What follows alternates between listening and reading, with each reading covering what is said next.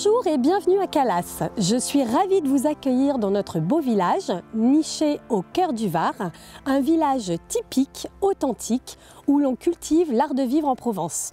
Nous allons partir à travers ce reportage à la découverte de notre beau village, mais avant tout, nous allons prendre un peu de hauteur et parler de la vie intense religieuse qui régnait à Calas. Calas dénombre pas moins de 21 chapelles et de nombreux oratoires à l'époque. 4 subsistent à l'heure actuelle.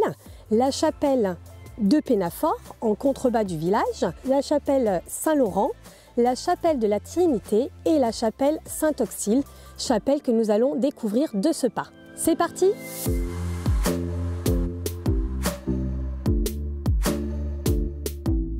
Cette chapelle, la chapelle Saint-Auxile, a été construite dès le 5e siècle ou 7e. On a peu de références exactes là-dessus, sur un site gallo-romain. Et c'est une très belle chapelle qui mesure environ 26 mètres de long, 7 mètres de large, 8 mètres de hauteur au plus haut. Ici, un Fréjusien aurait recouvré l'usage de l'ouïe et de la parole. Donc on a dit miracle, miracle. Tous les ans, ensuite, un pèlerinage a été instauré le premier dimanche du mois de mai afin d'honorer le saint Auxile. Et encore maintenant, il y a ce pèlerinage. Pour les Calassiens, c'est quelque chose d'important.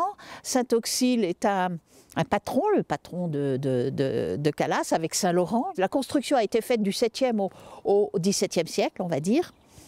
Et elle a été relativement à l'abandon depuis 2 siècles. Ce retable, je ne sais pas quand il a été installé, mais il est quand même très ancien et il est recouvert de feuilles d'or. Cela s'est fait à l'atelier Bœuf de Toulon, le seul sur le département qui fait ce genre de travail. Donc à la feuille d'or, il a été recouvert. Donc c'est très précieux. Les toiles latérales que nous avons là, pas encore encadrées, mais ça va peut-être venir, ce sont des toiles qui ne sont pas classées monuments historiques, donc une restauration sommaire a été faite. Quand il a été nettoyé, on a découvert sous la couche de peinture, sous les couches de peinture, un couteau qui rappelle la Saint-Barthélemy. Alors apparemment, il n'était pas très fier de ce moment où vraiment ça a été un massacre total. Là, c'est très amusant de voir ça. Donc il y a eu une très très belle restauration avec les 3 saints. Nous avons pu faire intervenir des compagnons, des gens de qualité pour restaurer cette chapelle. Le but était de restaurer ce patrimoine absolument essentiel, car dans le Var, il fut un temps où quand même le patrimoine était assez délaissé. Cela coûtait cher en restauration, c'est vrai, et puis bon, dans les esprits, ça n'était pas dans l'air du temps.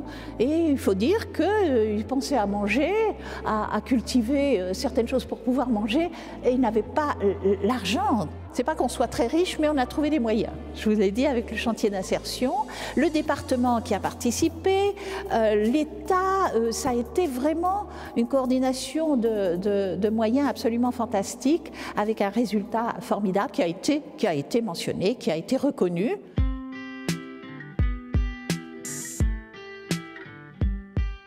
Nous voici au cœur du village, au cœur de ces ruelles pittoresques. Un premier point marquant fait écho au côté provençal et bien sudiste de notre village, les ruelles étroites.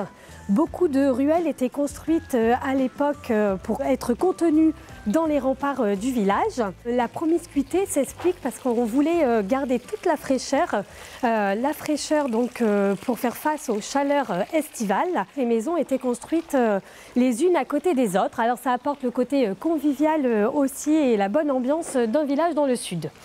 Ici, nous nous trouvons sur la placette Fontbasse. Cette fontaine est parmi les nombreuses fontaines donc, présentes à Calas, témoigne de l'importance d'implanter un village proche de sources d'eau, puisque les fontaines servaient à l'époque aux villageois à venir s'abreuver en eau. Et les lavoirs servaient à venir nettoyer donc son linge, les lavandières. On en reparlera avec le lavoir du Barry.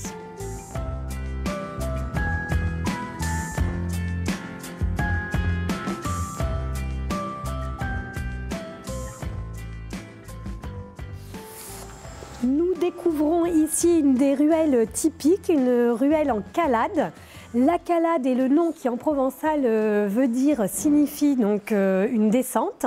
En fait, nombreux sont les ruelles du village dans cet esprit-là. Ça donne une deuxième hypothèse concernant le nom de Calas, Calas Calade.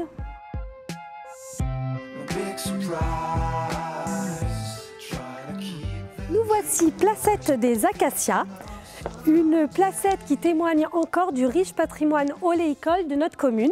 Un clin d'œil ici est réalisé sur une fresque peinte en 2017, réalisée par M. Durdu, qui évoque la trituration des olives au cœur de notre village. Nous voici sur la placette de la Paix, une jolie placette que j'affectionne particulièrement car je trouve qu'elle a vraiment une âme et c'est toute l'histoire de Calas qu'on retrouve ici. À l'époque, la place principale du village, c'est là où on trouvait beaucoup de commerces, le boucher du village. Et en fait, sur cette place, en 1432, a été signé donc le code communal. Ce code communal, en fait, régissait les règles de vie à Calas et c'est à partir de là que Calas est devenue une commune. Sur cette place figure aussi la fontaine donc, de la Paix. Cette fontaine est surmontée du buste de sieur Jacques Giboin qui a en fait fait donation de la source qui irriguait cette fontaine et qui a permis d'apporter de l'eau. Sur le Var, on rencontrait beaucoup de cercles de la fraternité. Ça rassemblait des libres penseurs. On venait y boire un coup pour pas très cher. On venait jouer à des jeux donc, qui étaient réglementés. Et on venait, il faut le dire, un petit peu débattre aussi, mais sans arrière-pensée. Ces cercles ont vu beaucoup le jour en l'entre-deux-guerres, donc ici en 1930, et ont été fermés en 1990 pour Calas, suite à des problèmes d'argent. Ils n'arrivaient plus à s'autofinancer.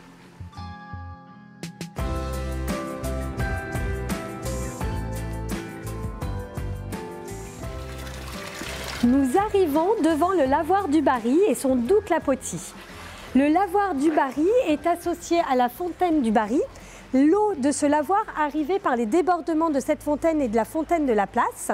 Il servait à l'époque aux lavandières à venir laver leur linge. Il était très bien aménagé puisque compartimenté. Ce lavoir porte le nom de Barry parce que Barry évoque le mot barrière, puisque quand la ville de Calas était fortifiée, ici il y avait une porte qui fermait donc l'enceinte du village.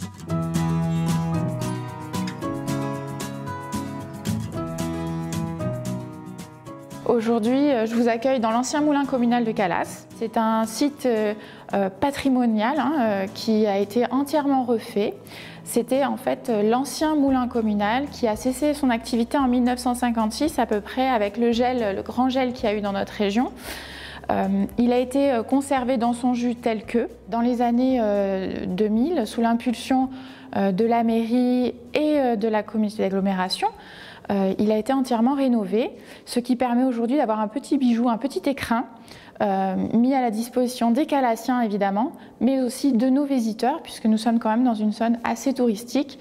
Et ici, on va pouvoir développer, expliquer l'oléiculture comme elle était faite en fait il y a 50 ans.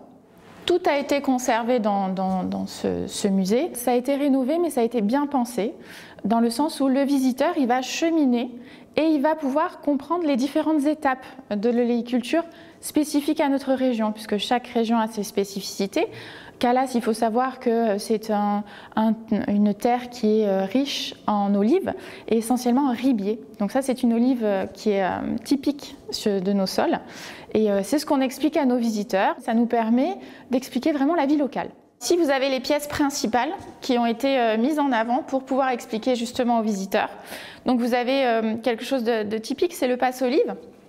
Donc c'est cette pièce qui est ici, qui permet aux olives de tomber. Et en fait, sur le passe-olive, sur le canis, il va rester les feuilles, puisqu'on ne veut pas de feuilles dans l'huile d'olive, ce n'est pas souhaitable. Donc vous avez également quelque chose de très très beau, c'est les chapelles qui sont ici, vous voyez.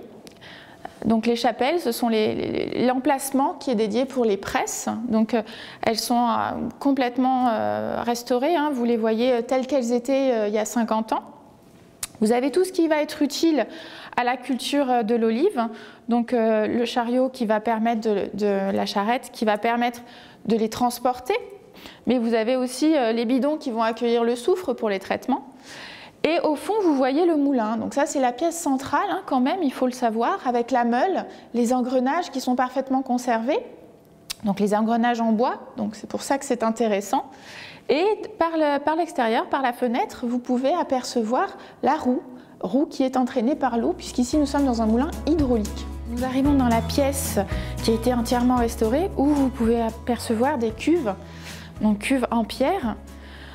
Ici, vous avez un escarasson avec un petit panier qui s'appelle une gorbelette, hein, qui servait à mettre les olives. Donc évidemment que l'escarasson n'était pas dans la cuve, hein, nous sommes bien d'accord, mais ça nous permet de montrer un petit peu le cheminement, encore une fois. Ici, dans ces cuves, était stockée l'huile d'olive qui en fait est un mélange d'eau et d'huile. Et dans ces bassins de décantation, hein, en fait, l'huile va remonter et l'eau va rester en bas, ce qui va permettre au moulinier de récupérer l'huile. Ce moulin, c'est un lieu de vie également.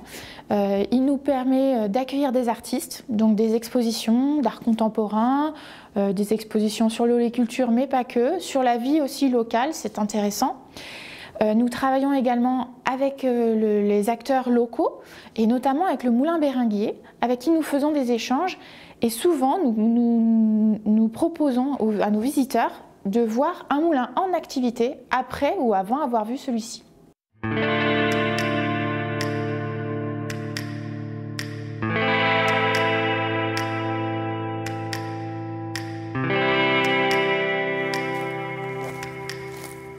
Là, on est sur ma propriété qui est constituée d'une dizaine d'hectares d'oliviers, environ 3000 pieds et une quinzaine de variétés d'olives différentes. Dans ces 15 variétés, j'ai une variété locale ancienne qui est le petit ribier.